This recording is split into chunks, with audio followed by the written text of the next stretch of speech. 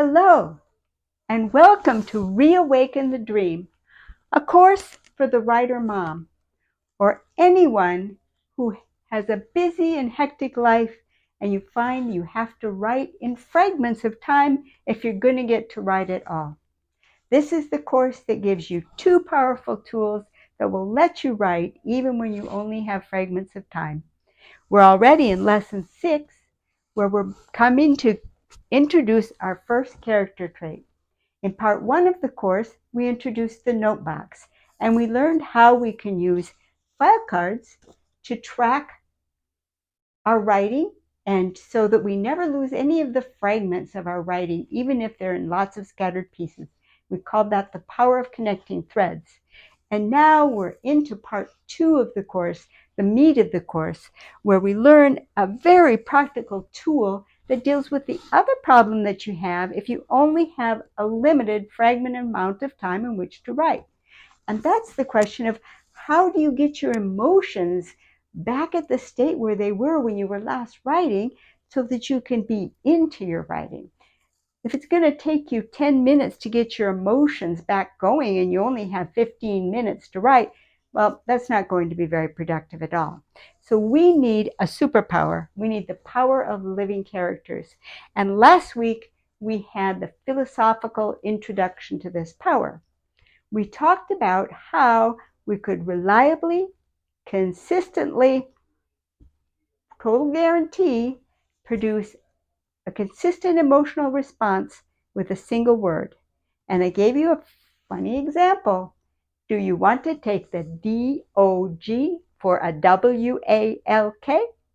And we knew we didn't use the word because we don't want to produce that emotional response when we're not prepared to follow through. Well, it really wasn't cheating, because that dog brain is a part of our brain. And now, today, we're going to start in teaching the individual character traits, a library of 28 of them that will be tied to an emotion such that you can look at the trait and bring up the emotion and be ready to write. We're calling this the power of living characters.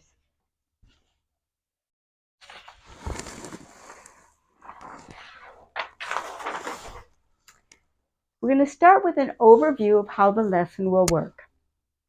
It's going to be divided into 2 sections. Section 1 will explore the emotions of the character trait. This will be scenes, little vignettes, one after another after another. We're going to be listening with our heart, listening for the emotions that are involved and pairing that emotion with the term that describes the character trait that we're studying. Then, in section 2, we'll analyze what we saw. Why? Why are we doing the analysis after all of the examples? Isn't it just a standard advice if you want to teach? Well, first you set up a framework so that your mind can wrap itself around what are the things that you're going to understand, and then you give the details, and so that you can fit the details into their proper spot on the framework, right? Well, if we were trying to memorize a bunch of stuff about the character traits, and we were trying to pass a test on the character traits, that would be a very, very good approach. But we are trying to build the power of living characters. And that means we want to be able to associate the term with the trait. And I will tell you right now, our dog brain can learn those traits. It's not nonverbal. Our animal brain is not nonverbal. It's just lesser verbal. We can teach it a word and the emotions, but we can't ask it to follow along in analysis and a categorization. It will just check out and curl up at our feet and take a nap. No. If we want to succeed in a discussion of presenting the emotions of the character traits, we kind of have to let our intellectual brain almost take a back seat.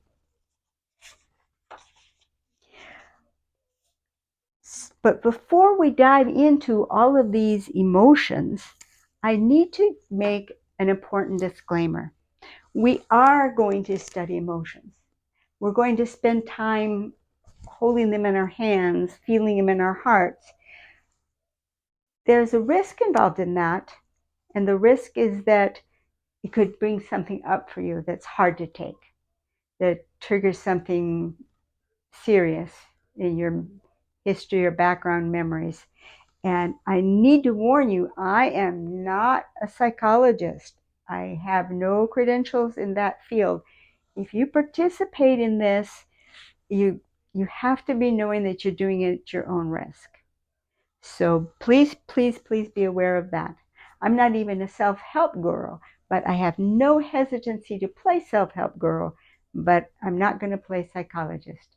If you run into anything that brings up anything scary for you, turn off the video, and if you need to, seek help, because I can't even bear if anything happened to you. I cannot be responsible for that. So with that, let's begin section 1, the vignettes. I'm going to introduce to you the most boring character trait of all the 28. Boring. Why? Why am I starting with the boring trait? Am I trying to get rid of you? No. There's 2 good reasons why I'm starting with the most boring trait there is. One, it's we're going to be handling emotions. We're going to be holding emotions in our hands. We don't want to start with hot emotions until we've built up some calluses.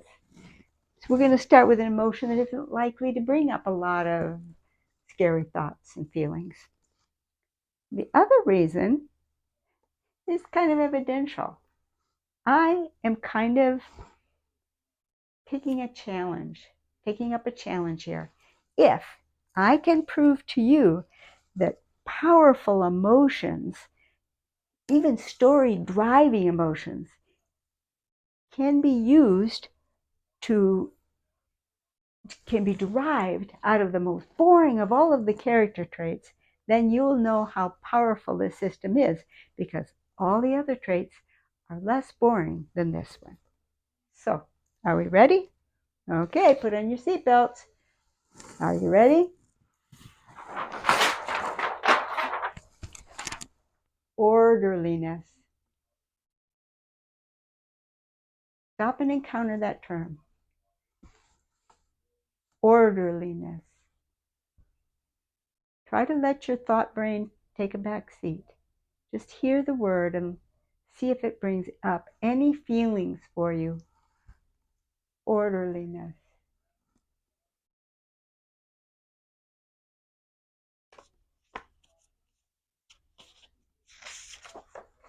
It's entirely possible that nothing came up. It's not a majorly emotion-laden term.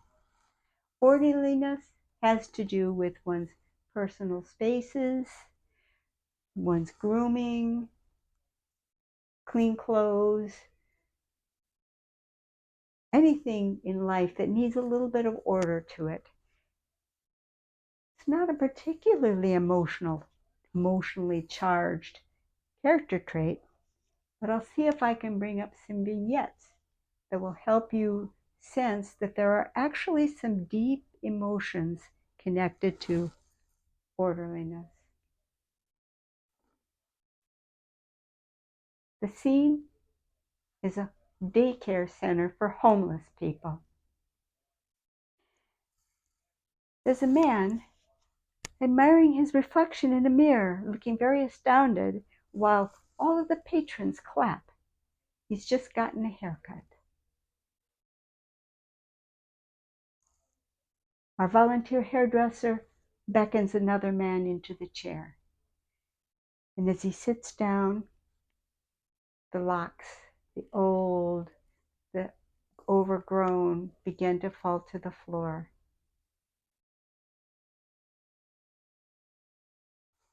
Orderliness. A woman is watching intently. She's taking it all in. The man looking at himself in the mirror hasn't been able to put the mirror down yet. His face, it almost shines. The other man is starting to look, it's getting close to finished. She must decide. Is she going to let them cut her hair?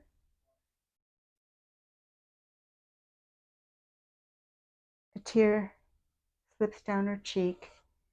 She grabs her things and slinks out the door into her unaltered life.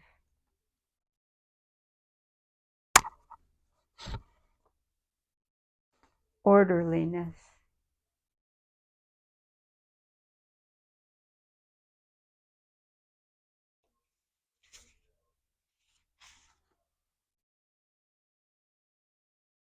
A new scene. Now we're in a kitchen. There's a stack of mail on the counter. It's quite high. A character enters the scene. She's newly widowed. She's carrying the mail from her latest trip to the mailbox. She slaps it on the pile and it almost tips over. She juggles it and straightens it.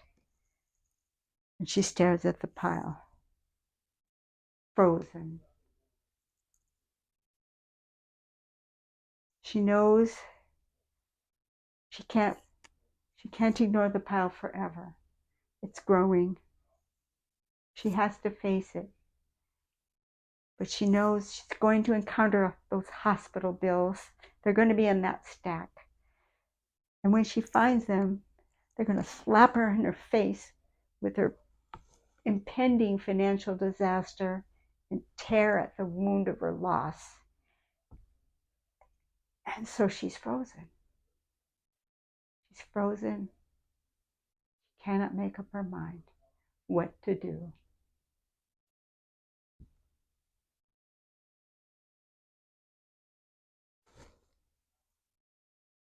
Orderliness.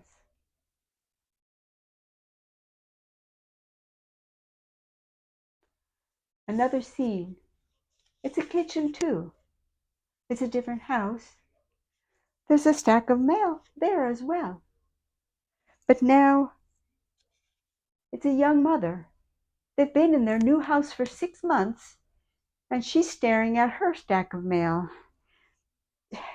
She hasn't been able to figure out why she's not dealing with this. Is that why she got a new kitchen? Bigger, larger, so she could keep all the junk on the counter and still have room to cook? Why isn't she dealing with this? Why is there a laundry basket filled with laundry on the bedroom floor? What's going on? What's the matter?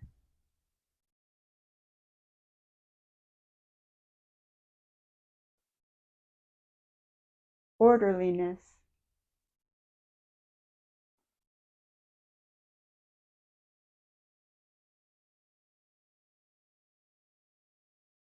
A new scene.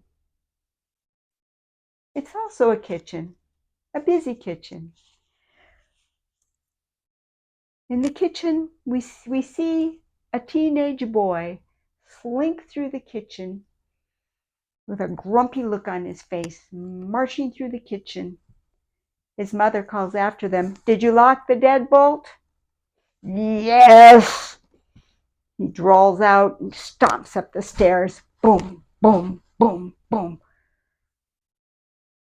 The door has a deadbolt. It's one that locks on both sides. They had to install that lock on both sides thing because a couple of years ago, someone came up to that door, smashed the window, reached right around, and unlocked the deadbolt and went in. The mess the family came home to and the feelings of violation were just a horrible thing for them to have to face. So it was put in that deadbolt or board over the window, get a new door with no window. But they liked the light that came into the kitchen. So they came up with a solution. They put in the deadbolt, and then around the corner, but close by, they put up a hook where you could hang the key from the hook. Anyone who saw from the window couldn't see the hook, couldn't find the key, wouldn't be able to reach around and get in. Only right now, the hook is empty. Our mother's in the kitchen. She doesn't notice. She's setting up the coffee maker so it will turn itself on in the morning so she and her husband can have some fresh brewed coffee. She plugs in the pot and jumps back when she gets a slight spark, but plugs it in. Everything looks all right. She doesn't think another thing about it, and off she goes to bed.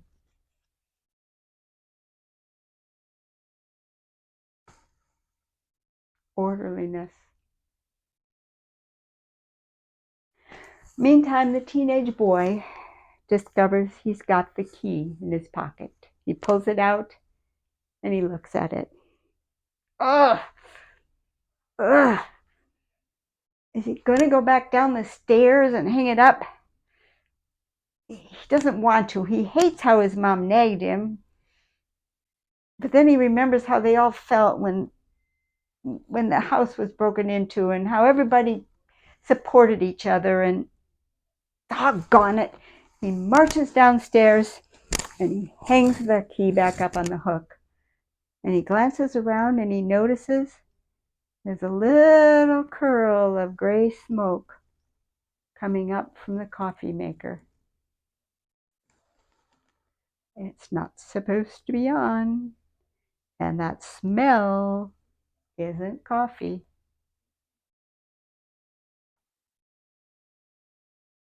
Orderliness.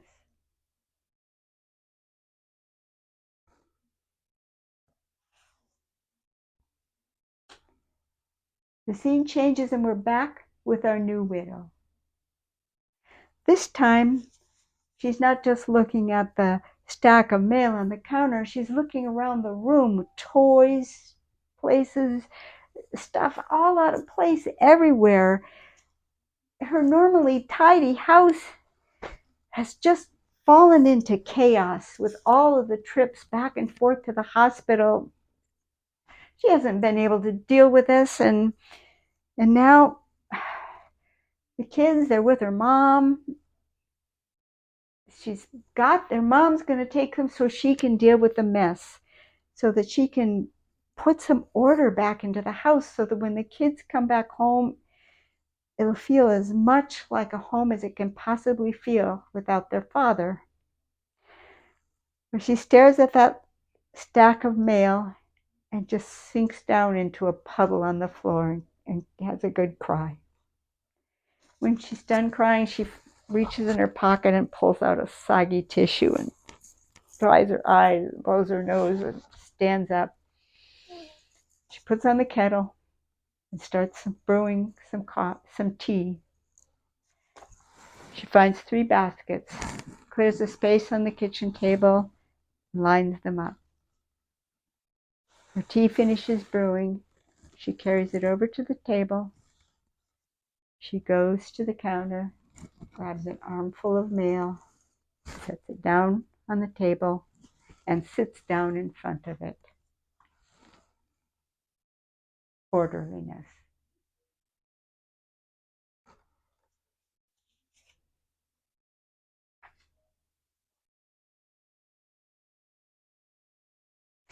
We've given you several examples of how orderliness can play a strong dramatic role in the story. And what we're trying to do with these examples is pair that word orderliness with those emotions that came up when listening to the story. Throughout the week, your homework will reinforce this, but throughout the week, your assignment is going to be to construct scenarios like that in your mind. Try to spend 10 minutes a day if you can. Write them down if you want to, but at least let them come to full power in your imagination and teach your less verbal brain, that word, orderliness. A week of 10 minutes a day should be just about enough to do it.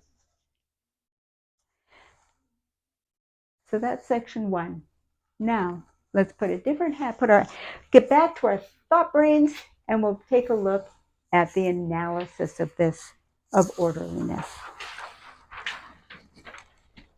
When we analyze orderliness as a character trait, we're going to look at 3 major components and a few subcomponents and minor components as well.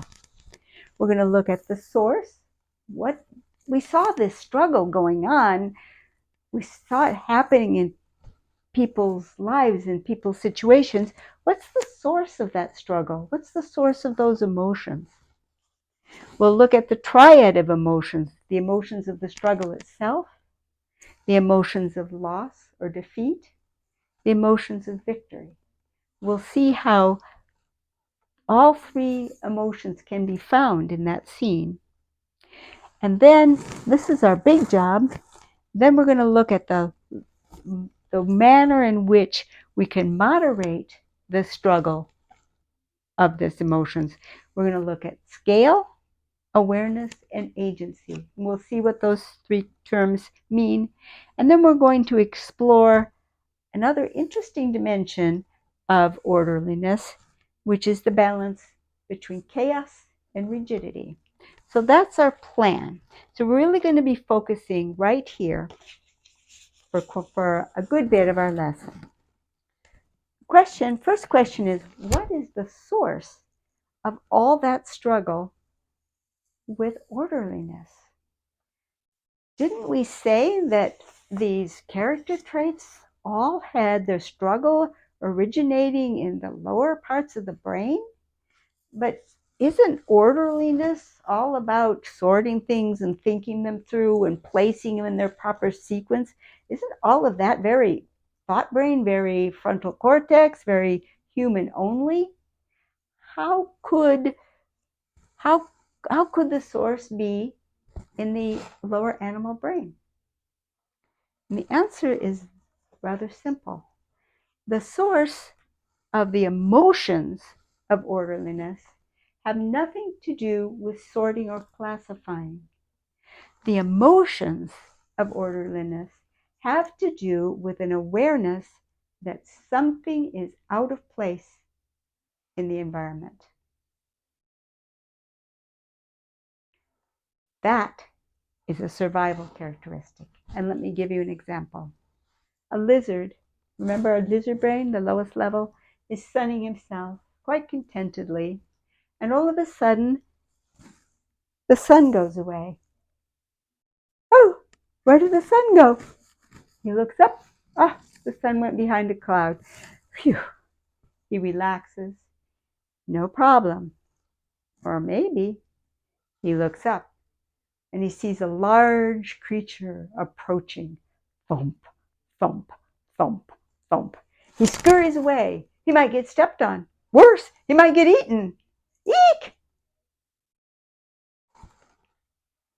The emotions of orderliness, the emotion of orderliness is fear. Fear. And it arises out of survival. It's the most primitive fear of all. Survival. Can you imagine that?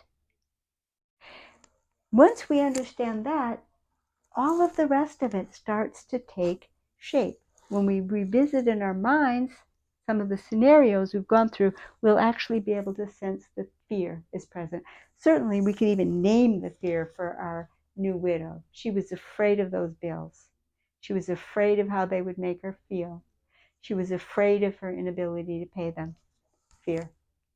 When you look at the others, it will also clearly be fear. You'll be able to see that. So let's take a little moment to talk about the triad, the struggle. The struggle itself is contending with the feelings of fear. And the struggle is an urge for closure. If you think about it, that lizard cannot wait very long to respond. If it's going to avoid the elephant's footsteps, it's got to scoot. Likewise, the deer who hears a strange noise and looks up better take off if the noise came from a bobcat. Survival and the need for quick response pushes for closure. And this is the emotion of the struggle. And different characters, we can create characters that have a greater or lesser need for that closure. If we've set up for our reader that our character pushes for closure, needs to have quick closure, then we can get an empathy going in our reader when we present a situation where the closure could lead to a poor outcome if it's made too soon.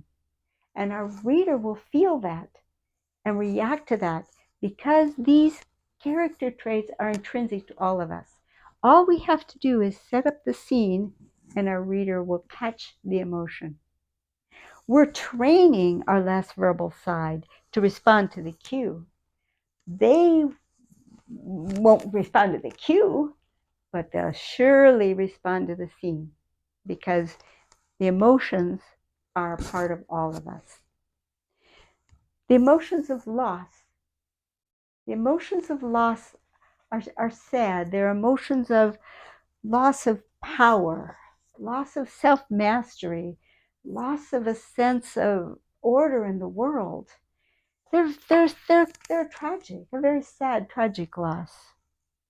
And they show up in the struggles. They can show up in the struggles as our story progresses. Hopefully they won't show up in the climax because the stories I want to read are the ones where the character triumphs over these struggles. The emotions of victory are the emotions of self-possession, self-mastery, and the increase in power.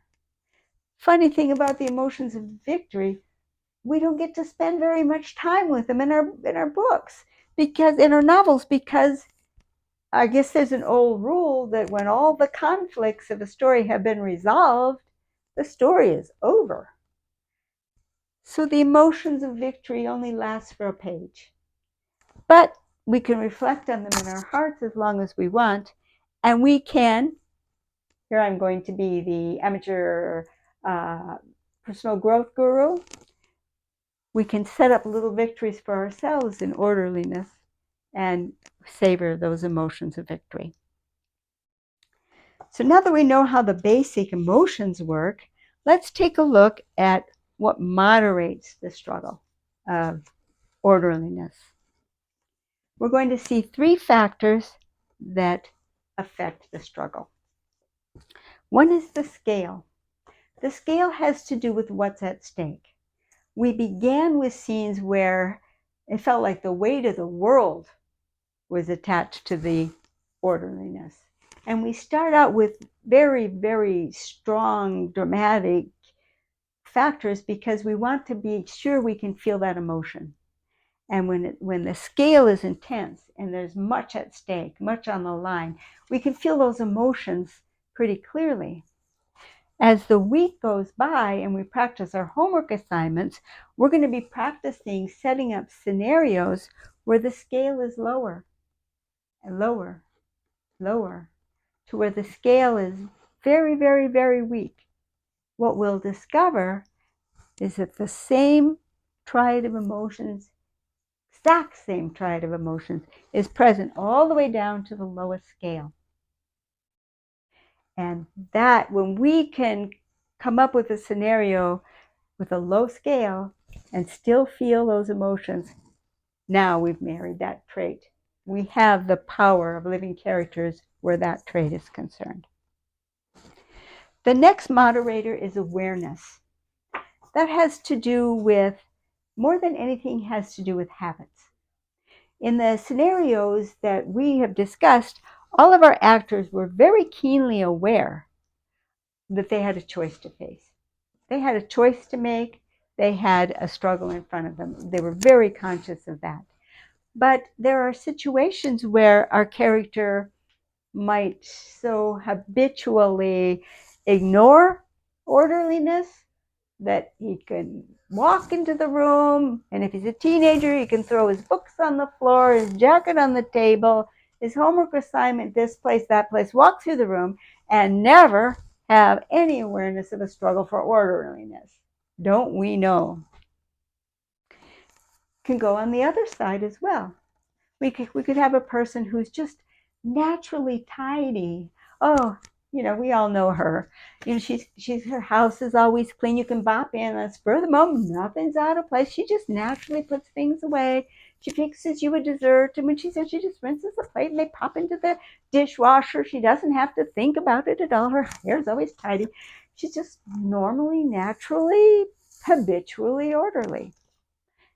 Awareness. She doesn't have to think about orderliness.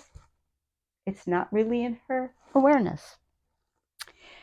This turns out to be really important for our character profile, as we'll see very, very soon, in just a moment or two. The third moderator of the struggle is agency. To what extent is the character capable of making a choice, of dealing with whatever orderliness struggle comes their way? To what extent do they even have the power? Writer moms, guess what? Chaos is a normal part of life. If we don't, we have to be capable of living in a certain amount of chaos. We don't have agency over the totality of chaos in our lives. We can sometimes clear out a little corner and give ourselves a little protected space where we can preserve agency. That's nice. That'll give us that feeling of victory. Very good job. But our characters may or may not have agency. By and large, if our character has no agency, if it's purely an outside circumstance, a tree fell on the driveway, the driveway is in a state of disorder, we're not going to really be dealing with those in this course because it's outside his control. There's another level of agency which has to do with self-beliefs. Our self-beliefs can be accurate or they can be erroneous. If a self-belief is accurate, it guides us, it provides circumstances that can help us make a decision. But if our self-belief is erroneous, it pulls away the agency of the character. If the character has false self-beliefs, he won't be able to make decisions or not make them very easily that go counter to his erroneous self-beliefs. And the third factor that affects agency is an interesting attribute. It's overwhelm. Sometimes the mere magnitude of the struggle, the magnitude of the effort required to dig out of the problem of orderliness is so great that the character can feel a sense of overwhelm. Honest to goodness, our teenager staring at that key might very well be dealing with overwhelm. It's weird about teens, but walking downstairs and hanging up a key can seem like a horrible thing to have to go through. So those are 3 factors for agency. And there's one more aspect that is especially prominent with orderliness. It exists in all of the character traits, as we'll see, but it's especially prominent in the group that orderliness belongs to. And that is the balance between chaos and rigidity. Let's take a look.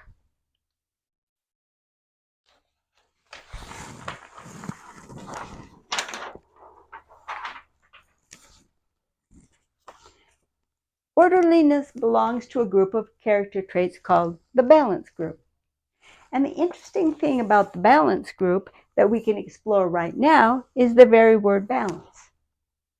Later, as we have more traits that belong to this group, we can compare the traits and see what makes them similar and different and why they logically belong to the same group. But right now, we only have one trait, not much of a group. But we can look at the word balance, and balance refers to the two poles of failure. Great. Our first character trait we study has two chances to fail.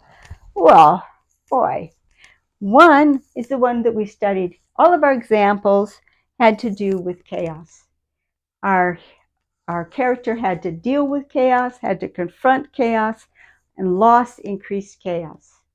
But there's another side to all of the traits in the balance group, and to orderliness in particular, which is the side of rigidity.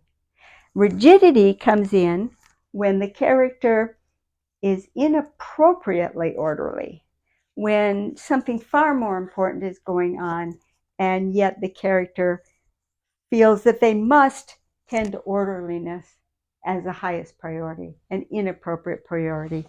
And so we did not study those, but they're very interesting. And if they're discussed a little bit more in the PDF that accompanies this lesson, which you can get if you subscribe to my email list. And also, the other place that you can do with them is give yourself examples. Play with examples of rigidity. Uh, and you'll notice also the interesting thing that you'll find out about rigidity. You might want to know, well, what's the source of the conflict, the struggle with rigidity? And when you think about it and you explore it, you'll find out it's still fear. It's that same exact fear. So it's really a mirror image of the same struggle. We'll learn more about the balance group as we cover more traits. But now we have a rather interesting part because we're finally getting to the character profile diagram. And here's a blank character profile diagram. Not much to it, really. Couldn't be simpler. It's a circle with 8 spots around the rim. I draw lines so that you can see where the spots intersect the rim. As we build out a character profile for our characters, and each character in our story will get a character profile, even minor characters might only get a couple of traits, but each character that produces an interaction with other characters should have a character profile for us to understand where the actions come from, what motivates them. And so as we build these character profiles for our various characters, we'll be placing different ones of the trait on the different positions around the rim. So what we're going to cover today is we're going to talk about a few of those positions on the rim, most of them actually, and talk about what does it mean for a character trait, and particularly for orderliness, to be in one of the character trait positions that we'll study right now.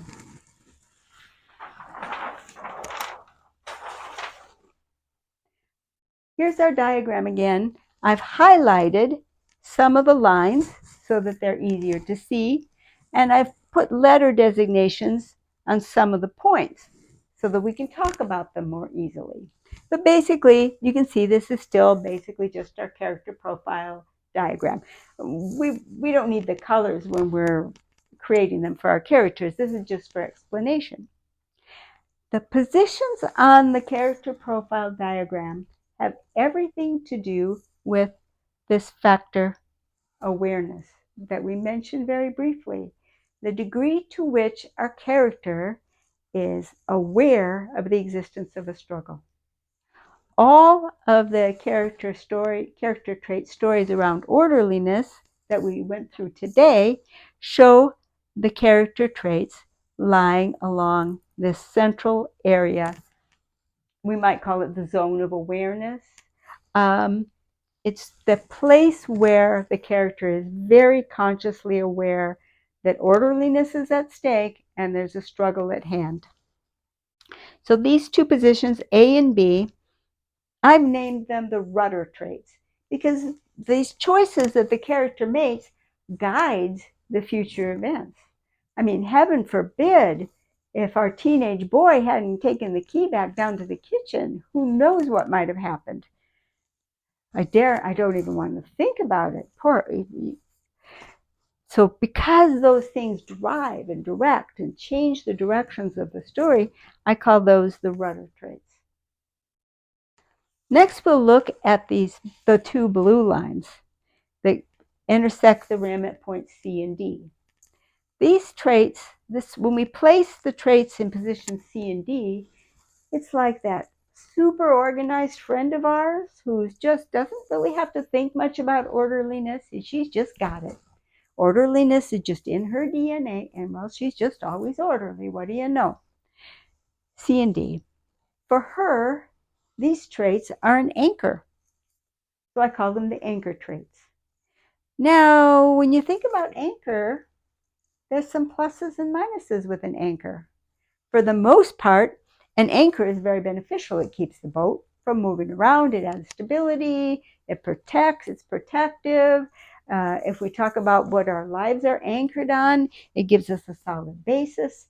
There's certainly predominantly positive traits associated with having an anchor, but there's also a hint of negativity because you can also think about being anchored down, being weighted down, being tied down too tightly.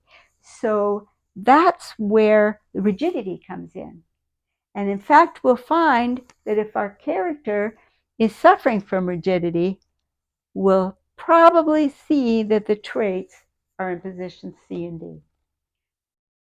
Usually C and D is a positive, it's a support for life, it's something that the character can just go on. But when it's problematic, it's due to rigidity. Let's contrast this with the ones marked in green, E and F.